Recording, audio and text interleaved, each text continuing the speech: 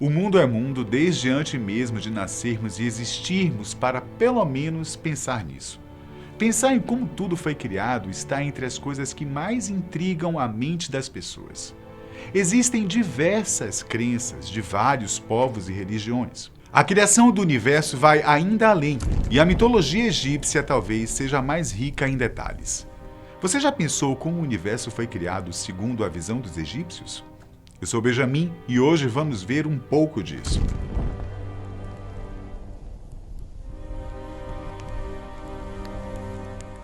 Falar de mitologia da criação segundo os egípcios, sem se lembrar de Atum, é quase um pecado. Esse era um néter, adorado em Heliópolis, que significa basicamente antiguidade. É ainda o resultado de uma transformação de Num, conhecido por ser subjetivo, que se torna um ser objetivo.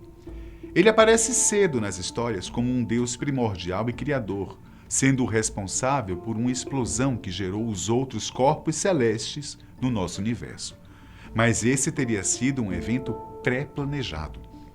Atum cria o sol da tarde e, quando torna-se a si mesmo, ganha a forma de Ra, que é o deus do sol do Antigo Egito.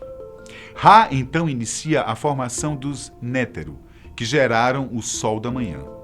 Atum, que seria então o criador do céu e da terra, acaba separando essas duas partes e, posteriormente, se uniu a Ra, transformando-se no que conhecemos como Atum-Ra.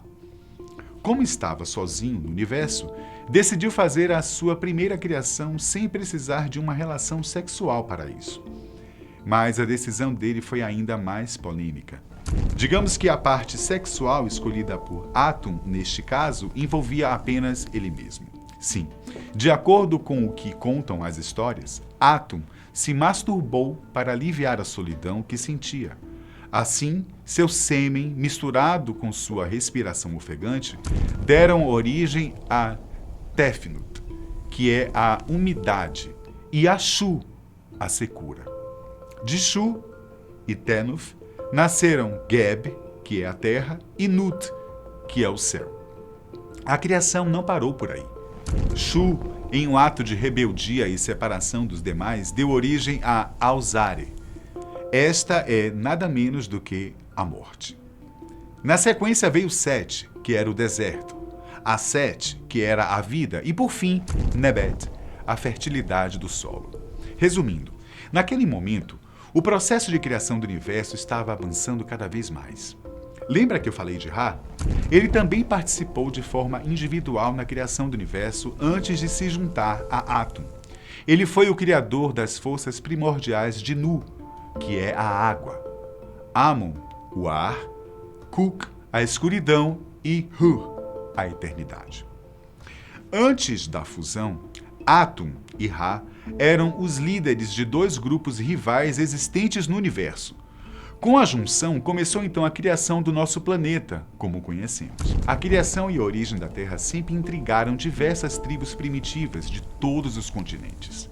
É uma dúvida que ecoa por toda a história, de norte a sul, leste a oeste, abrangendo praticamente todas as civilizações que existiram. No Egito, como já sabe, foram vários deuses que fizeram com que isso acontecesse. Para ser mais exato, foram 10. 10 deuses da criação que deveriam ter arrastado o mundo para fora do caos primordial. Você aí, sabe quais são todos eles e quais os feitos de cada um? Vamos lá.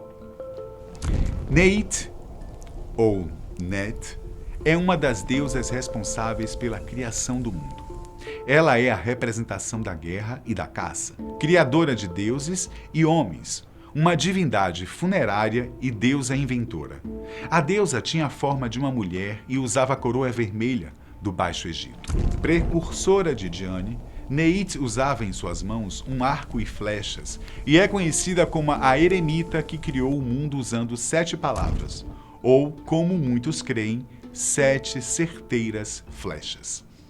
As lendas dizem que ela ajudou a criação do Sol ao lado de Sobek, o mestre dos pântanos. Sua contribuição para a criação é considerada por diversas pessoas a mais importante de todas. Ptah é outro deus da criação. Na mitologia egípcia, ele é o demiurgo de Mênfis, deus dos artesãos e arquitetos.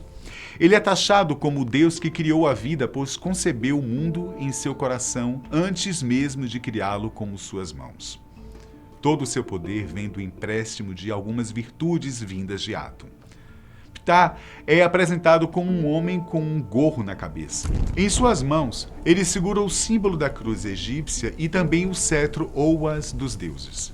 Daí vem Ogdoad, que não era um deus como estamos acostumados a ver. Esse é, na verdade, um grupo de divindades, composto por 2 casais de serpentes e 2 casais de sapos. Os deuses personificavam elementos da criação, como líquido infinito, obscuridade primordial e fertilidade das inundações. Essas fertilizavam o solo e traziam consigo répteis e anfíbios do alto platô. Foram de grande importância para a criação do mundo. Não teria como fazer um mundo sem a inteligência, não é mesmo? Pois bem, o responsável por isso na criação do universo foi Thoth, o deus do conhecimento, da sabedoria, da escrita, da música e da magia. Ele é representado por um homem com a cabeça de um íbis. Thoth criou o mundo pela palavra e tornou-se, ao lado de Osíris, o juiz das almas. Em Mênfis, no Reino Antigo, ele foi considerado por todos o guardião da verdade, por causa de sua forte influência e sabedoria. Harsafés era o deus da mitologia e também ligado à criação de tudo. O deus é representado por um homem com cabeça de carneiro, usando as 2 coroas do Alto e Baixo Egito. Esses foram os símbolos do seu verdadeiro poder que ele exerceu principalmente durante o tempo do Reino Médio, quando sua cidade foi escolhida como a capital do reino. Harsafés foi considerado um deus da criação local e foi um dos responsáveis pela fertilidade e reprodução. Você já deve ter ouvido falar do próximo deus presente na criação do universo. Horus era representado por um homem com a cabeça de um falcão com um sol na testa. Horus era um deus da criação local e o seu culto permaneceu de pé até o período do Reino Antigo, quando foi gradualmente substituído por Amon, o deus invisível e onipresente. Ele atuou na criação lidando com seres vivos, tanto que tornou-se o rei dos vivos e do céu. Havia também uma deusa, representada como uma vaca primitiva que flutuava sobre as águas, simbolizando a vida aquática. Esta era Métier. Segundo as lendas, ela foi a encarregada de dar a luz ao sol. Ela protegeu a estrela e a colocou entre os chifres. Esse era o seu jeito de oferecer proteção, pois os chifres eram curvados na forma de uma lira. Na criação de tudo, Knum foi um dos maiores destaques. O deus é representado por um homem com cabeça de carneiro, por vezes tendo uma jarra ou coroa dupla sobre os chifres. De acordo com os contos, o deus estava criando 2 pequenos seres humanos utilizando barro e modelando-o à mão.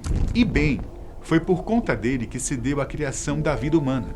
Ele tinha como companheiros a deusa Satis e a deusa Anukis. É claro, para o mundo ser como é hoje, precisavam existir seres humanos e é esse o motivo pelo qual esse deus tem bastante relevância e foi tão determinante para o existir de tudo. Foi assim, a partir do trabalho de cada uma dessas entidades conhecidas como os deuses antigos do Egito, que o universo e o nosso mundo foram criados. Na visão egípcia, nada seria como é se algumas dessas divindades tivessem feito qualquer coisinha diferente. Eu fico por aqui e agradeço a companhia nesse vídeo. E até o próximo.